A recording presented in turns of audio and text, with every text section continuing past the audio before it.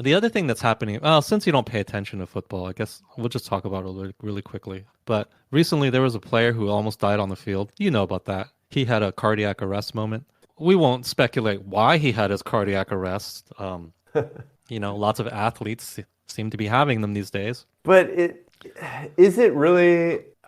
It's so hard to tell whether it's something new or if it's just been getting more attention than before. Yeah, it's hard to tell, so we won't say. But Yeah. at the same time, it seems like there's a big interest in stopping you from talking about it, which I'll never agree with. I'm always of the opinion that everything is up for discussion, but to Also, some also, people, you what? cannot discuss this. Yeah, I mean, also, just what about COVID versus the flu? This Yeah, is something that the science will have to sort out 50 years from now.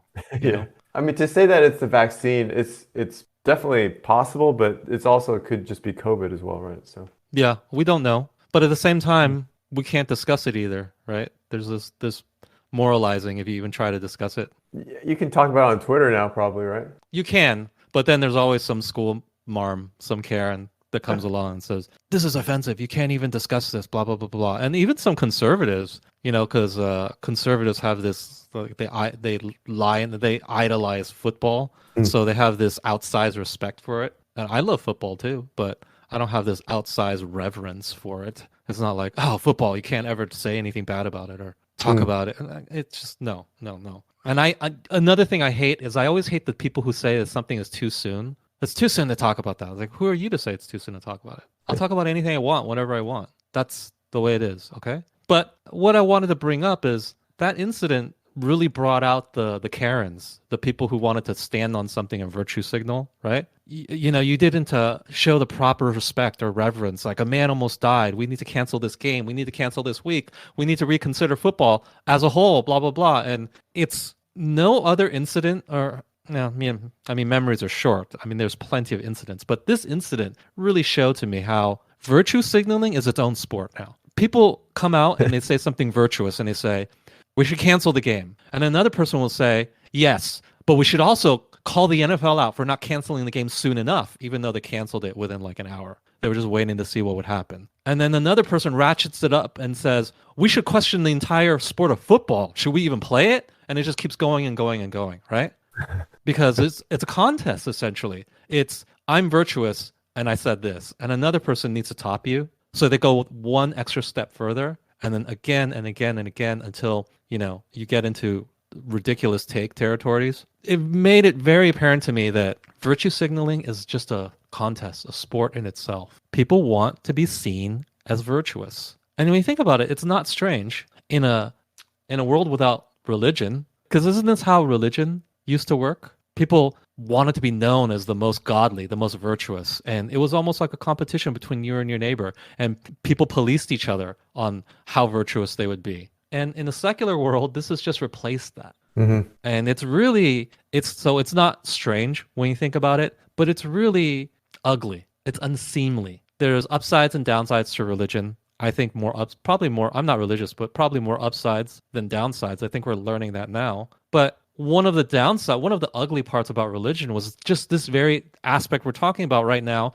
which is people kind of policing their neighbor and making it a competition of who's virtuous and not like just focus on yourself. Just focus on, being a good person yourself. I think most people agree there's nothing wrong with that. And it's good for society if people strive for that. But it's all this other stuff when you try to start policing other people and how virtuous they are and trying to compete and trying to one up each other. Then it starts to get into negative territory. So we've ditched religion. We're secular now, but we've kept the negative parts because it's just human nature, right? And I would argue that we have not retained the positive aspects of it because we're also the positive aspects of religion is like, okay, gave everybody a rule set and a way to live life to be decent human beings and, be good citizens. The more people follow those rules, assuming the rules are good, the better society is because people are following good rules. Okay, that's a net positive. In the secular world, we've replaced religion with like woke religion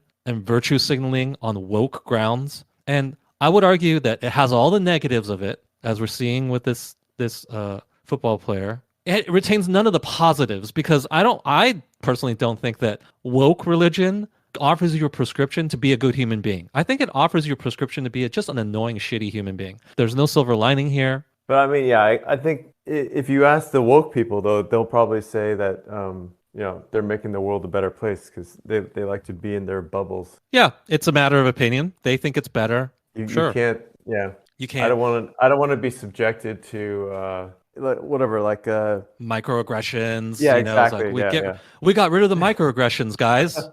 Isn't that wonderful? We got rid of the white people saying stuff. Yeah. We got rid of casting white people in movies. Aren't we the greatest? We've improved society for you guys. You're welcome. Well, no, thank you. I didn't ask for any of that, but they think they've done good. Yes, I agree. It's subjective. They think they've made the world better, and it would be even better if we followed their rules. I just don't agree. I just do not agree. I think that on balance, if you look at the rules that most religions put in place versus the rules that the woke religion has put in place, I think the old rules are better for the most part. Yeah. So whatever. I know that that's a kind of a leap to observe from this football player getting injured to, how the woke are ruining society. And this that virtue signaling has become a contest in itself. You could see it as it was happening. The cool thing was in real time, I could see it. 1 minute he's injured. And then most people just say, oh, I hope he's okay. Okay, that's wonderful. That's nice, right? And then there are people saying, they can't possibly play this game, can they? Okay, they probably can't, right? Like the players are sad. Okay, I get it. They probably can't play this game. And then it was like, well, why are they taking so long to cancel it? Somebody is bad. Somebody's a bad human being because it's taken this long to cancel it. And there was this sports writer named Skip Bayless who said some pretty innocuous thing. He said, it's going to be hard for the NFL to cancel this game, but, you could see why they would cancel it because it just doesn't seem like they should play, right? I'm paraphrasing, but that's essentially what he said. But then people jumped on him for even suggesting that it's hard to cancel the game. He didn't say, you can't cancel this game. I don't want this game to be canceled. He didn't say that. He just said it'd be hard for them to make this decision. And then there were calls for him to be fired. Like first there was just, oh, you're a bad guy, right? And then the next, it's a competition. So the next person said, I think he should be fired. What? Okay. I'm a little surprised that football has gotten infected by this stuff because it seems... Everything is infected. Everything. Yeah. Because everything is subject to the mob. Everything is. And then there were people calling for football to be like, let's re-examine football. Should we just stop playing it?